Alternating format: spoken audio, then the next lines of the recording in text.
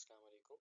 आज जो है हम जिस चीज़ को देखेंगे दैट इज़ के स्टैक और रिकर्सिव फंक्शंस का आपस में रिलेशन क्या है और हम इन दोनों को इसकी इम्प्लीमेंटेशन के लिए रिकर्सिव फंक्शन के जो हम इम्प्लीमेंटेशन करते हैं उसमें हमारे पास स्टैक को यूजेबिलिटी इसकी क्या है। तो सबसे पहले तो हमें ये देखना है कि रिकर्सिव फंक्शन होता क्या है। रिकर्सिव फंक्शन वो होता है एक ऐसा फंक्शन जो अपने काम को कंप्लीट करने के लिए अपने आप को बार बार रिकॉल कर रहा हो, यानी अपने इटसेल्फ अपने आप को ही वो कॉल करता जाए, तो वो हमारा रिकर्सिव फंक्शन कहलाता है। Recursive function is one that solves its task by calling itself on smaller pieces of data। इसके हमारे पास मल्टीपल जो है हमारे पास एग्जांपल्स मौजूद हैं। जिस तरह फैक्टोरियल हो गया, फैक्टोरियल के अंदर हमने देखा है कि वो अपने आप को बार बार कॉल करता है। हमने अक्सर सी के अंदर इसके प्रोग्राम्स देखे हैं। जब भी हम सी की प्रोग्रामिंग कर रहे होते हैं तो हम इस तरह की एग्जांपल ज़रूर करते हैं कि वो ऐसा फंक्शन जो अपने आप को रिकॉल करके उसका रिजल्ट निकालता है। ये काम करता किस तरीके से है, ये काम इस तरीके से करता है कि ये जो मेन आपकी प्रॉब्लम है ये उसको डिवाइड कर देता है सब प्रॉब्लम्स के अंदर। और जब उसको सब प्रॉब्लम में डिवाइड करता है तो वो उसके बेसिक पॉइंट तक यूनिट तक जाता है और वहां से अपने आप को दोबारा रिकंस्ट्रक्ट करता है। और जब आपकी सॉल्व सब प्रॉब्लम सॉल्व होती हैं तो उनको रिकंस्ट्रक्ट करके उनका कंबाइन इफेक्ट जो है वो आपका उससे आपका रिजल्ट जनरेट करता है। जिस तरह मैंने अभी पहले भी बात की कि फैक्टोरियल एक बहुत अच्छी एग्जांपल है इसके लिए। जब हम फैक्टोरियल बात करते हैं, factorial of N, let's say कि हम 5 की बात कर रहे हैं, तो हमारा जो फैक्टोरियल है वो काउंट होता है 5 multiply by 4 multiply by 3 then 2 then 1। तो ये इसके बेस पॉइंट 1 तक जाता है और इन तमाम वैल्यूज को फ्रॉम द नंबर n वो 1 तक जाता है और इन तमाम वैल्यूज को आपस में मल्टीप्लाई करता है और जो आंसर आता है वो हमारा उस पर्टिकुलर नंबर का फैक्टोरियल कहलाता है। अब जब हमने बात करनी हो कि हमने इसको जो है रिकर्सिव वे में करना है तो वो किस तरीके से हम सी में भी करते आए हैं, किस तरह इम्प्लीमेंट होता है कि आपने अगर फैक्टोरियल ज़ीरो हो तो वो तो हमारे पास हमें डायरेक्टली में मालूम है कि उसकी वैल्यू 1 होती है। लेकिन अगर इसका नंबर हम इंक्रीज करते जाएं तो आप देखेंगे अगर फैक्टोरियल 1 है तो इसको हमें जो है फैक्टोरियल ज़ीरो के साथ हम मल्टीप्लाई कर देते हैं, जस्ट लाइक दिस। या आप इसको इस तरह भी करते आए हैं 1 इंटू ज़ीरो फैक्टोरियल। इसी में अगर 2 का हो तो 2 मल्टीप्लाई 1 या 2 इंटू फैक्टोरियल 1, या जिसको आप इस तरीके से भी लिखते रहे 2 इंटू 1 का फैक्टोरियल। 3 हो तो 3 इंटू 2 का फैक्टोरियल। 4 हो तो 4 इंटू फैक्टोरियल ऑफ 3। सो ये आपका जो है ये आपका वे है आपका प्रॉब्लम का सोल्यूशन के लिए। सो अगर आप n की बात करेंगे तो n into N minus one till 1, जिस तरह मैंने ऊपर एक्सप्लेन किया था। सो आपका जो फंक्शन लिखा जाता है वो लिखा जाता है कि n को आप मल्टीप्लाई कर दें, या आपका जो एक मेन फंक्शन है फैक्टोरियल का वो मल्टीप्लाई होता जाएगा। जो नंबर है उसको आप मल्टीप्लाई करते जाएंगे उसके n-1 नंबर से टिल आप ज़ीरो को अप्रोच कर लें, और ज़ीरो फैक्टोरियल की वैल्यू हमेशा 1 होती है। सो किस तरीके से इम्प्लीमेंटेशन होती है 6 का अगर फैक्टोरियल तो 6 इंटू 5 का फैक्टोरियल, और इसको हम मज़ीद एक्सपेंड करते जाते हैं टिल योर पोजीशन 1। और इसके अगेंस्ट जो अमूमी तौर पे सी का कोड लिखा जाता है वो होता है कि हमने जो n नंबर हमने फैक्टोरियल के अंदर पुट किया है अगर तो उसकी वैल्यू 1 है या 0 हो गई है तो वो रिटर्न 1 करता है। लेकिन अगर उसकी वैल्यू n की वैल्यू जो है वो n से 2 या 2 से ग्रेटर हो तो उसके अंदर केस में n को वो मल्टीप्लाई कर देता है फैक्टोरियल से, जो कि इटसेल्फ यही फंक्शन है, इसी को रिकॉल कर देगा और इसके अंदर जो वैल्यू है वो अब n-1 चली जाएगी। सो दैट मीन्स अगर यहाँ पे 2 है तो अब यहाँ पे वैल्यू जो पास ऑन होगी दैट विल बी 1। इसी तरह एक और हमारे पास classical example for recursive function मौजूद है which is Fibonacci series. Fibonacci series हमें ये कहती है कि जब भी हमने n का जो है फंक्शन हमने निकालना हो तो वो n-1 प्लस n-2 इन दोनों की वैल्यू का समेशन होगा और इन केस आप जीरो को अप्रोच कर लेते हैं या वन को अप्रोच कर लेते हैं, दोनों केसेस के अंदर जो हमारा फंक्शन की वैल्यू हमें रिटर्न होगी दैट विल बी वन। और इसी तरह ये जो है ये सीरीज ये ग्रो करती है। सो जब इसका आप सी में फंक्शन लिखते हैं तो वो इसी तरीके से लिखा जाता है कि अगर तो वो n या n से स्मॉलर हो गया है तो वो रिटर्न वन कर देता है, लेकिन अगर उसकी वैल्यू वन से ग्रेटर है तो रिटर्न के अंदर आपका फिबोनाची यही जो सीरीज है इसका n minus one plus n minus two इन दोनों को आप ऐड करके रिटर्न करते हैं। सो ये ऑटोमेटिकली अगर यहाँ पे 5 है तो ये automatically 5 minus one will be 4 और 5 minus two will be equal to 3, ये इन दोनों को कॉल करेगा और इन दोनों की वैल्यूज जो आएंगी उनको इन पे इंसर्ट करेगा और ये सीरीज ग्रो करके अपना जो स्मॉलेस्ट चंक है उनकी वैल्यूज तक जाएगा which is F of zero and F of one. और जब वहां तक ये पहुंचेगा तो वहां से ये अपनी वैल्यूज को गैदर करके वापस अपने आप को जो है वो दोबारा रिकम्बाइन करना शुरू करेगा और कंबाइन करके जो है अपना एंड रिजल्ट जो है वो जनरेट करेगा। उसको देखते हैं बेसिकली इसकी एनालिसिस होती किस तरीके से है कि अब आपके पास फिबोनाची सीरीज जो आप कर रहे हैं अगर आपकी वैल्यू जीरो है या n की वैल्यू वन है तो n की वैल्यू जो है वो आपके पास रिटर्न हो गई विच इज n। यहाँ पे थोड़ी सी मेरे ख्याल से गलती आ गई है। अगर यहाँ पे हम n जीरो की बात करें तो जीरो के ऊपर जीरो आता है और n वन इससे आगे जो है वो कॉन्टिन्यूस चलती है सीरीज, और सीरीज चलती है जीरो वन देन वन। अगर आप या तो इस पॉइंट से यूज करें तो फिर डबल वन से स्टार्ट होगी और अगर आप zero N is equal to zero से स्टार्ट करें तो फिर वो इस पॉइंट से स्टार्ट हो जाएगी। Zero one one then two then three then five then eight then 13 and so on. जब हम इसका एनालिसिस करते हैं लेट्स से अगर हमारे पास n की वैल्यू जो है वो 5 हो तो हमारे पास पता है कि हमने इसका n माइनस वन और n माइनस टू की वैल्यू लेनी है। तो सबसे पहले जब हम 5 की बात कर रहे हैं तो एक तो हमें n माइनस वन की वैल्यू चाहिए विच इज फिर 5 माइनस वन जो है दैट इज 4। यहाँ पे जब इस पॉइंट पे पहुंचेगा तो यही फंक्शन चूंकि रिकॉल होना है तो इसके अंदर भी आपको दो शाखें निकलेंगी, एक n माइनस वन और एक n माइनस टू के लिए। सो आप जब इसका n माइनस वन की बात करेंगे तो फाइव फोर का जो वन माइनस है दैट विल बी थ्री और जो इसके अंदर से n माइनस वन है दैट विल बी टू और इसके बाद अगर आप नीचे जाएंगे तो वन। सो अगर आप यहाँ पे देखेंगे आपका वन की वैल्यू तो आपके पास वापस आ गई। तो दूसरी चीज जो आपको चाहिए थी that is n minus to, तो उसकी वैल्यू हमारे पास क्या आ गई, हमारे पास वैल्यू मौजूद है fib of zero is equal to zero. इसी तरह जब इसका रिजल्ट वापस जाएगा तो हमारे पास इसकी फिब टू की वैल्यू आ गई और फिब थ्री की वैल्यू कैलकुलेट करने के लिए एक तो हमें n माइनस वन चाहिए था और एक n माइनस टू। सो ये n माइनस टू की वैल्यू भी निकालेगा, यहाँ से इसकी वैल्यू आई तो इसका एक्यूमुलेशन जो है one plus one is equal to to.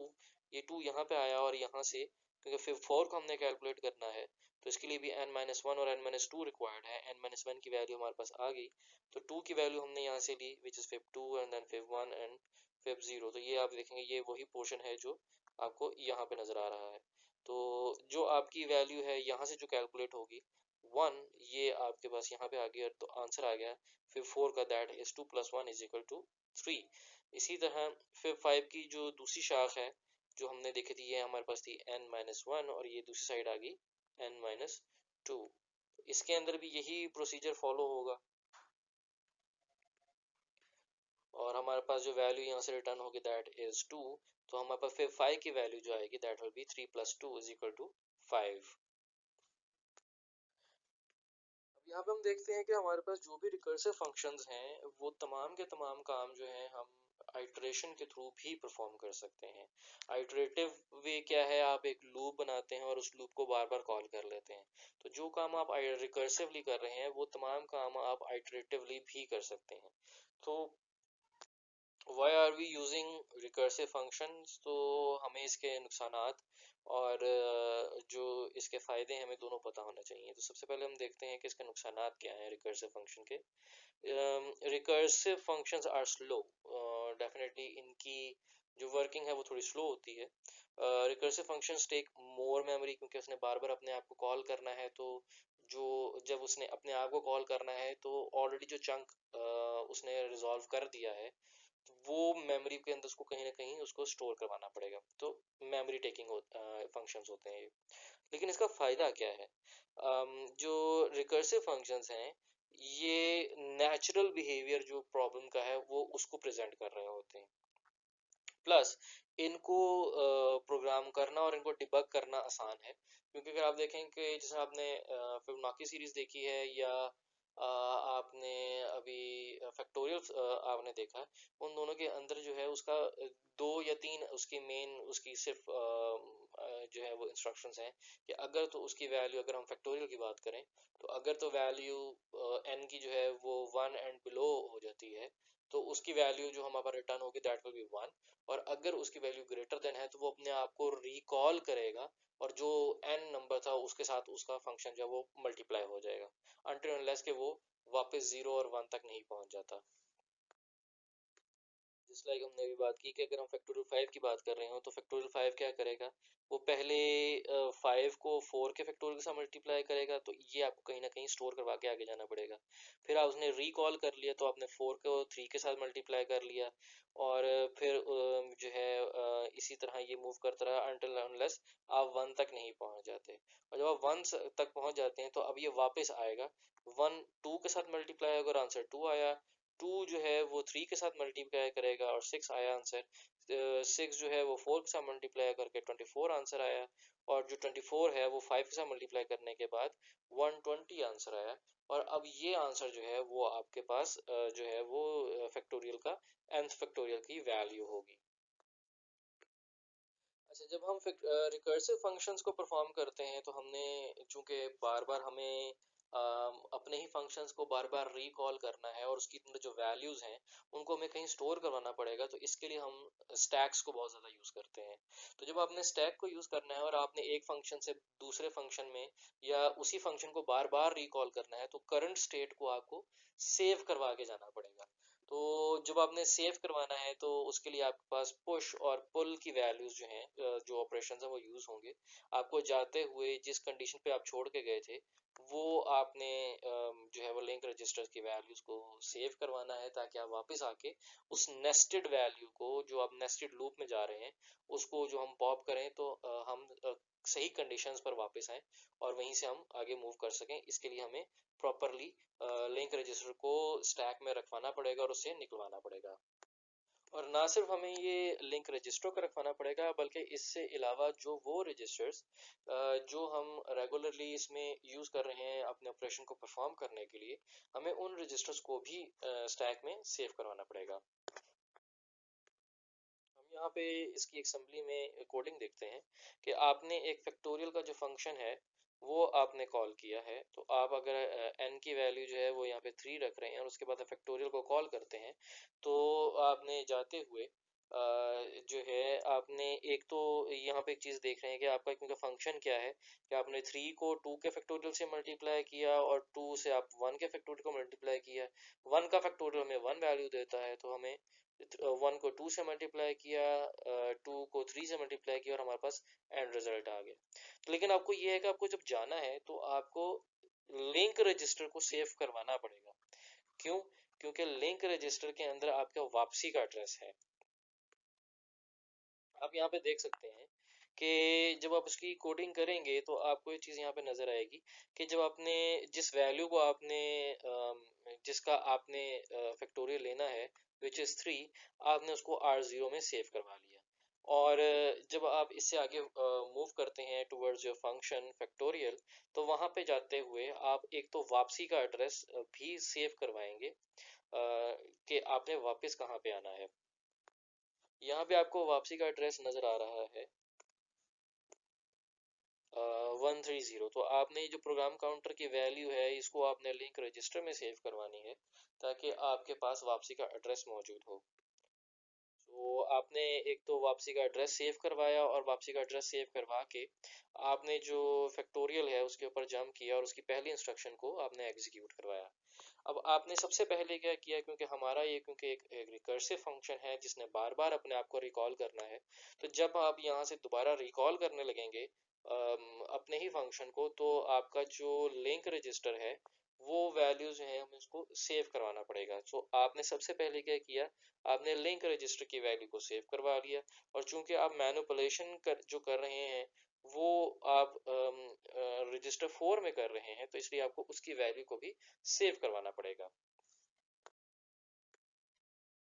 तो आपको ये बात मालूम है कि जब आप पुश करवाते हैं तो आपके जो रजिस्टर का वटेवर जो भी यहाँ पे आपने ऑर्डर रखा हुआ है, लेकिन जब आप स्टैक के ऊपर आपकी पुश की इंस्ट्रक्शन एग्जीक्यूट होती है तो वो एक ऑर्डर के अंदर उसकी वैल्यूज को प्लेस करता है, यानी जाते हुए जो हमारा स्टैक के ऊपर वो वैल्यूज को पुश करेगा, वो सबसे पहले बड़े रजिस्टर को पुश करेगा और उसके बाद छोटे रजिस्टर को पुश करेगा। यहाँ पे चूंकि जब भी किसी फंक्शन के अंदर पैरामीटर पासिंग करते हैं तो हमारे पास R0, R1, R2 and R3 ये वो रजिस्टर्स हैं जो पैरामीटर पासिंग के लिए यूज होते हैं। तो आपने यहाँ पे देखा कि हमने सबसे पहले क्या किया, R0 की जो वैल्यू है उसको हमने R4 में मूव करवाया। सो जो भी आपकी R0 की वैल्यू थी वो आपकी R4 में है, और यहाँ पे हम इसके बाद कंपैरिजन करके देख रहे हैं कि क्या हमारे पास वैल्यू R4 की जो है वो 1 है, क्योंकि हमने ये कंडीशन लगाई हुई है कि अगर वो 0 को या 1 को अप्रोच करता है तो दोनों केसेस में हमारे पास जो रिटर्न वैल्यू होगी दैट विल बी 1। सो आपने कंपैरिजन करके देखा कि R4 के अंदर वैल्यू क्या मौजूद है, तो अभी जो हमने वैल्यू चेक की दैट इज 3। तो जब हमने कंपैरिजन किया तो कंपैरिजन करने के केस में अगर ये 1 होती तो हमारे पास जो जो हमारे पास फ्लैग इफेक्ट होने थे उसके केस में हमारे पास ये ब्रांच एक्टिव हो जानी चाहिए थी।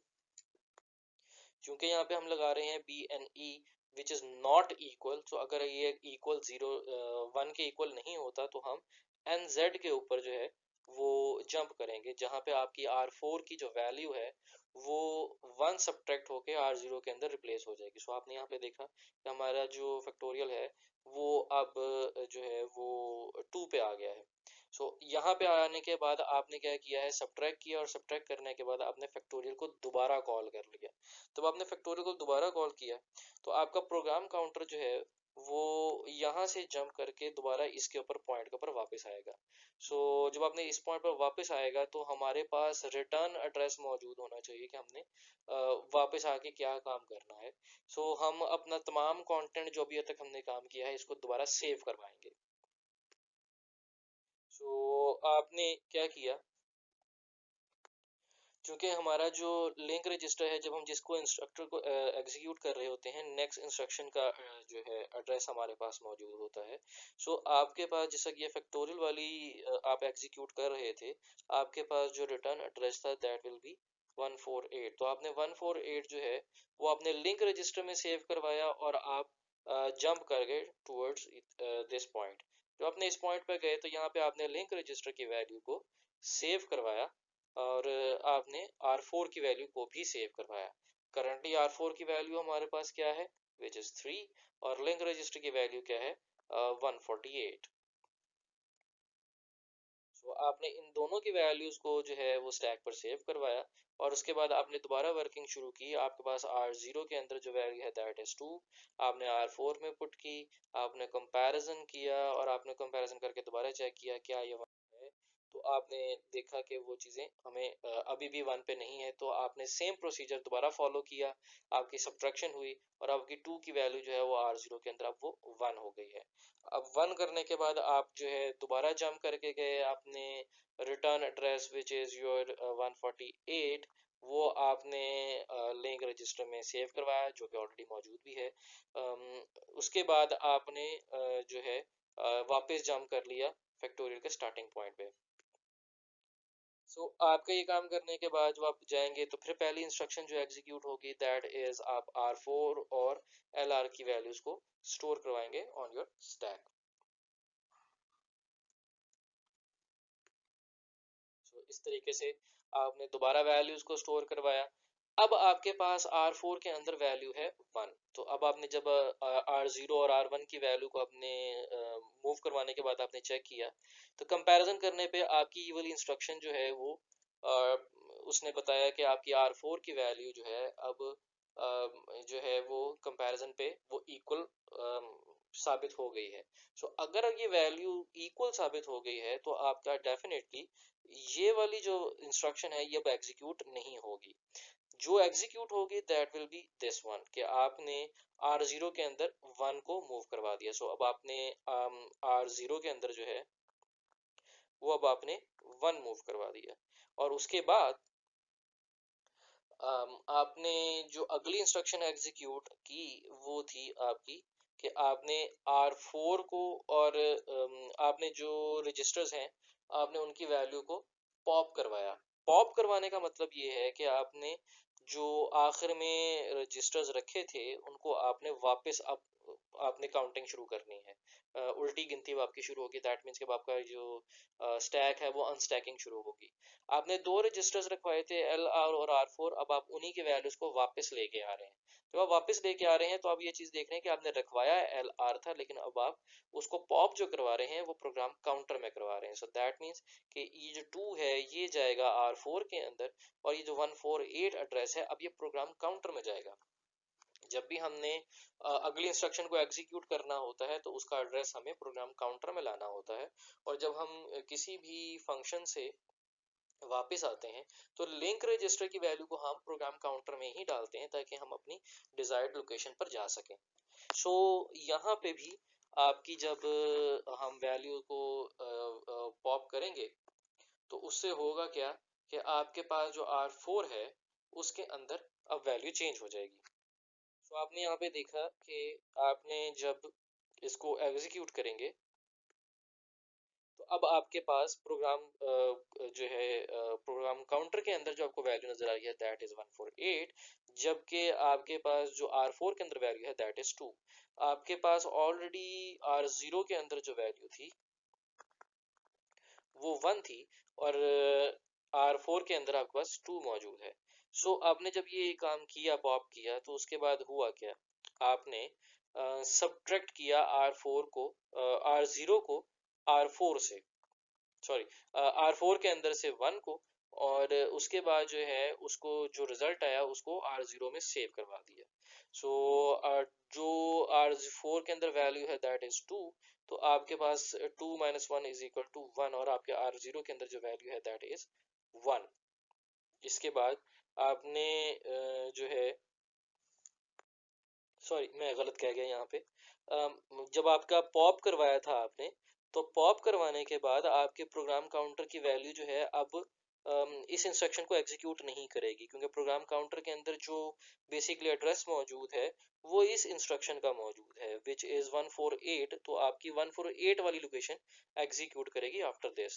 सो आपके R4 में 2 मौजूद है और R0 के अंदर 1 मौजूद है। और उसके बाद आपने क्या किया है, R4 को R0 के साथ मल्टीप्लाई किया है, और जो रिजल्ट आया है उसको आपने R0 में स्टोर करवाया है which is 2 multiply by 1 is equal to 2, और अब आपकी वैल्यू जो है R0 की वो 2 हो जाएगी। तो आपने देखा कि आपकी वैल्यू जो है अब वो 2 हो चुकी है। उसके बाद आपने क्या किया है, मल्टीप्लाई करने के बाद आप जो है आपने जंप किया है लूप के ऊपर, और लूप के जो लेबल है वो इस पोजीशन पर लगा हुआ है जो कि आपकी पॉप इंस्ट्रक्शन को दोबारा एग्जीक्यूट करेगा। जब ये दोबारा एग्जीक्यूट करेगा तो ये नेक्स्ट टू जो हमारे पास जो हमने मेमोरी स्टोरेजेस रखी हुई थी जिसमें हमारे पास R4 की वैल्यू और प्रोग्राम काउंटर के लिए वैल्यू मौजूद है, हम इसको दोबारा एग्जीक्यूट करेंगे। तो ये जब दोबारा एग्जीक्यूशन में आएगा तो प्रोग्राम काउंटर के अंदर दोबारा एड्रेस 148 का आ जाएगा, और R4 के अंदर जो वैल्यू है वो आ जाएगी 3। सो यहाँ पे अब 3 हो जाएगा। आपने ये चीज देखी कि आपका जो वैल्यू है वापस 3 आ गई, यहाँ पे 2 था, और यहाँ से अब आपने जंप करके इस पोजीशन पे आ गए 148 पे। R0 के अंदर ऑलरेडी आपके पास 2 मौजूद है, और जब आपको 2 मल्टीप्लाई बाय 3 करेंगे तो आपके पास आंसर आ जाएगा 6, और 6 होने के ऊपर जो है वो वैल्यू जो है आपकी R0 की जो है वो अपडेट हो जाएगी। तो आपने देखा कि अब R0 की वैल्यू अपडेट हो गई है, और अपडेट होने के बाद आपने दोबारा जो है वही सेम प्रोसीजर जो है वो रिपीट करना है। जब आप रिपीट करेंगे तो सेम प्रोसीजर रिपीट करने पे हमारे पास जो रिमेनिंग दो वैल्यूज हमने रखवाई हुई हैं 134 एंड 0, ये हमारे पास R4 और R0 में वापस आ जाएंगी। जब आपके पास ये वैल्यूज वापस आएंगी तो आपके पास प्रोग्राम काउंटर के अंदर भी ये 134 वापस आएगी। तो इसका मतलब है कि अब आपने इस पॉइंट पर वापस जंप करना है। सो अब आप यहाँ से इस पॉइंट पर जंप करेंगे और यहाँ पे आपको नजर आएगा कि आपके पास R0 के अंदर आपके पास रिजल्ट मौजूद है। सो ये चीज़ भी यहाँ पे जानना ज़रूरी है कि जब आप हमने पहले भी बात की थी कि फंक्शन के अंदर जाते हैं तो पैरामीटर भी हम R0 के अंदर पुट करके जो है वो फंक्शन में भेजते हैं और जो रिजल्ट आता है वो भी हमारे पास R0 में ही वापस आता है। सो जब आप यहाँ से वापस आए हैं तो आपके जहन में आपको एक चीज़ नज़र आ रही होगी कि R0 के अंदर जो इसका रिजल्ट मौजूद है विच इज़ 6, ये सब R0 में मौजूद है। सो आपका रिटर्न वैल्यू भी आपको यहाँ पे रिजल्ट आपको यहाँ से मिल गया है। तो आपने देखा जी आपने जंप की तो 134 आपको इस पॉइंट पर ले आया। सो इस तरीके से आपका जो है ये रिकर्सिव फंक्शन जो है जो अपने आप को रिकॉल करता है, हमें इस तरीके से जब हम रिकॉल करते हैं तो हमें अपना जो रिटर्न एड्रेसेस हैं वो लिंक रजिस्टर जिसको हम जो कंटेन करता है वो हमें सेव करवाना पड़ता है ताकि रिकर्सिव कॉल जो है वो जितनी मर्तबा भी वो इनिशिएट हो वो अपने आप को जो है वो जो है वो रिजर्व कर सके, प्रिजर्व कर सके करंट कंडीशन को और हम उसकी वर्किंग को प्रॉपर जो है वो हासिल कर सकें। क्योंकि अगर हम जो लिंक रजिस्टर है उसकी वैल्यू को और जो हमने करंटली वैल्यू अटेन की है इन दोनों को हम स्टोर नहीं करेंगे तो हमारे जो रिजल्ट हैं वो डेविएट करना शुरू हो जाएंगे और रिकर्सिव कॉल प्रॉपरली परफॉर्म नहीं होगी। होपफुली ये आपको सब्जेक्ट समझ आया होगा आज का और इंशाल्लाह हम नेक्स्ट टाइम नेक्स्ट जो है वो किसी टॉपिक के साथ इंशाल्लाह हाजिर होंगे। अल्लाह हाफिज़।